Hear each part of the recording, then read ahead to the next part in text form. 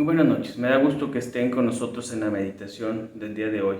Ahora seguiremos dentro de esta serie de mensajes que tienen que ver con las enseñanzas de Jesús para la conducta, para los creyentes. Y hoy estaremos meditando en la lectura que está en Mateo 5:22, que dice: Pero yo os digo que cualquiera que se enoje contra su hermano será culpable de juicio, y cualquiera que diga necio a su hermano será culpable ante el concilio, y cualquiera que le diga fatuo quedará expuesto al fuego del infierno. Este pasaje es muy controversial entre nosotros, entre los creyentes. Es una palabra muy dura expresada por Jesús en esta enseñanza. Siempre tratamos de buscar salidas a eso, justificándonos en la debilidad de nuestra carne y cosas así. Pero conviene que el creyente entienda el sentido correcto o el espíritu con el cual Jesús enseñó esta palabra en cuanto a su auditorio, en el momento que lo estaba diciendo y a quienes se los estaba diciendo. Hoy meditaremos en esta enseñanza de Jesús, y lo primero que les quiero decir es que Jesús estaba en el Sermón del Monte. Él estaba predicando frente a israelitas pobres del pueblo y demás, pero también frente a muchos fariseos. Y precisamente mucho de este mensaje tenía que ver con la actitud de los fariseos. Y él confronta aquí lo que es el orgullo de cumplir o sentir que se cumple la ley versus o en contra de las intenciones del corazón. Los fariseos eran unos hombres que estaban sumamente orgullosos de decir: yo no he matado a nadie. Ya lo habíamos visto en alguna otra ocasión en la que decían: nosotros no hemos sido esclavos de nadie, somos israelitas. Tal vez no habían escuchado a los profetas ni lo que había pasado allá en Babilonia, pero ellos se sentían muy orgullosos de no ser como aquellos o como aquel pobre pecador. Y ellos decían: jamás he matado, aunque sabemos que en el corazón procuraban matar a Jesús. Entonces Jesús lo que hace en su enseñanza, él habla de tres escenarios previos al homicidio doloso. Y dice básicamente el que se enoja, el que insulta, el que injuria a su hermano. Son tres niveles diferentes de intensidad de los sentimientos del corazón previos al homicidio doloso. Y esto a mí me lleva a recordar el primer homicidio que relata la Escritura cuando Caín mató a Abel. Y ahí vemos que hubo un cambio en el corazón. El rostro de uno cambió y su corazón también. Y eso lo llevó al grado de cometer el homicidio en contra de su hermano. Jesús de alguna manera está recordando esto y dice: tengan cuidado, el que le dice necio a su hermano, y empieza esa cadena de horror que termina en el homicidio. Aquí tenemos que entender que en sí lo que Jesús está condenando no es en sí el enojo, sino que Él está condenando un quebrantamiento en la ley moral de Dios. ¿Por qué? Porque Él mismo dijo: la ley de Dios se resume en amar a Dios y en amar al prójimo. Y el que empieza a guardar ese sentimiento en contra de su hermano está quebrantando la ley. A veces nos suena muy difícil: ay, nomás porque me enojo me voy a ir al infierno. No, pues no es porque se enoje, es porque deja de amar a su prójimo y quebranta la ley suprema de Dios.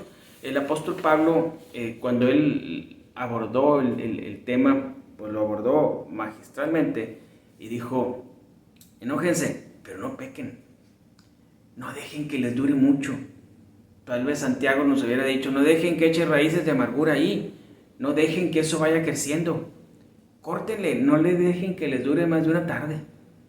Por eso dijo: airaos, pero no pequéis, y no se ponga el sol sobre vuestro enojo. La realidad es que debemos de entender que el problema del enojo no es airarnos.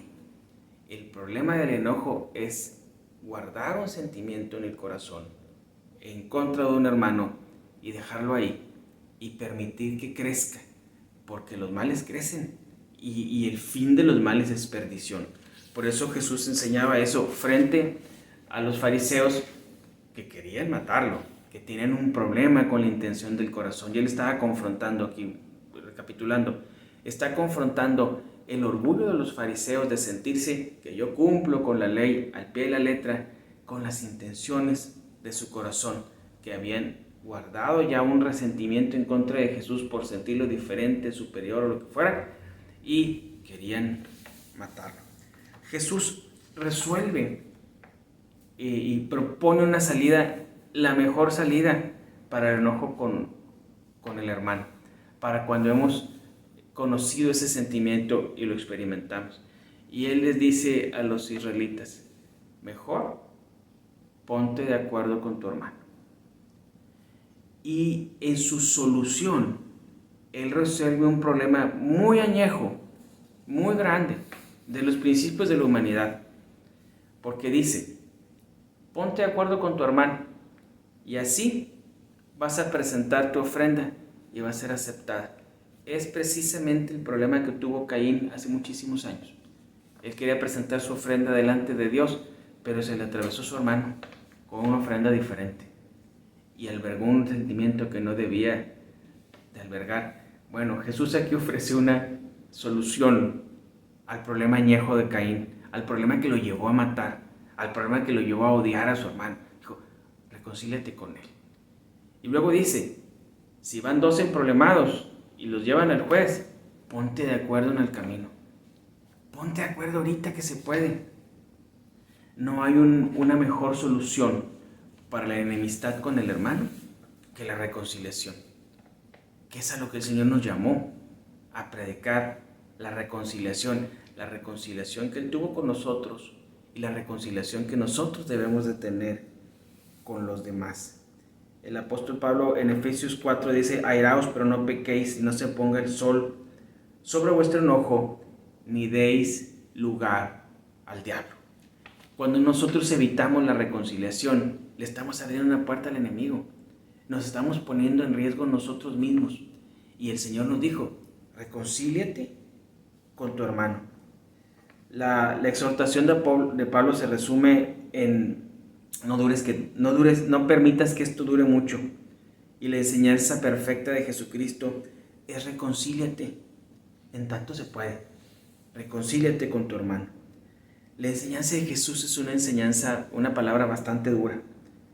El enojo es parte de nuestra naturaleza, pero el Señor quiere que nos presentemos puros delante de Él y quiere ofrecernos a través de su Hijo la mejor solución a esto, que es la reconciliación.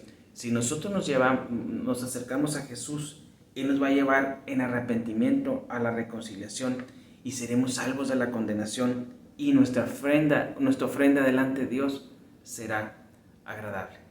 Es mi oración que el Señor permita que su palabra llegue a nuestro corazón y dé mucho fruto. Y usted haga una introspección. Si necesita ponerse a cuentas con algunos de sus hermanos, busque el tiempo y póngase a cuentas con él. Dios le va a traer dolor de arrepentimiento, Dios le va a llevar al arrepentimiento, Dios va a reconciliar su corazón con el de su hermano, va a restaurar su corazón y va a poder usted ofrecer delante de Dios una ofrenda agradable. Muchas gracias.